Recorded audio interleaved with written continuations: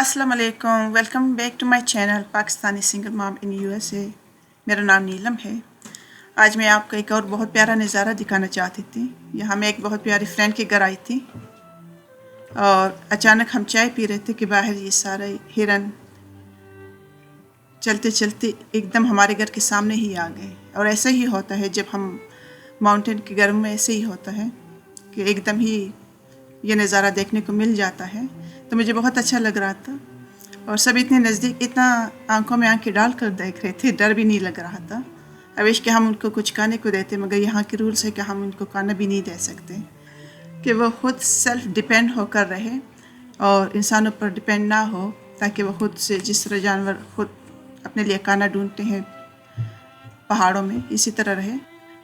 ये खुद पहाड़ों में चल के अपने लिए खाना ढूंढते हैं और खुद सरवाइव करते हैं। तो हमें बस सिर्फ ये नज़ारे देखने को ही अच्छा लगता है कि देख सकें।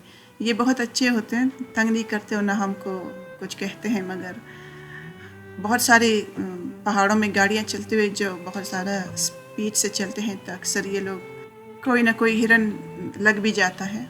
डेंजर होता है, एक्सीडेंट के लिए भी ख़तरनाक है। मगर अगर इस वजह से पहाड़ों में स्पीड भी बहुत कम रखा है गवर्नमेंट ने। इतना प्यारा नज़ारा था, बहुत अच्छा लग रहा था, मगर आहिस्ता आहिस्ता मूव हो रहे थे और सब चले गए आहिस्ता आहिस्ता।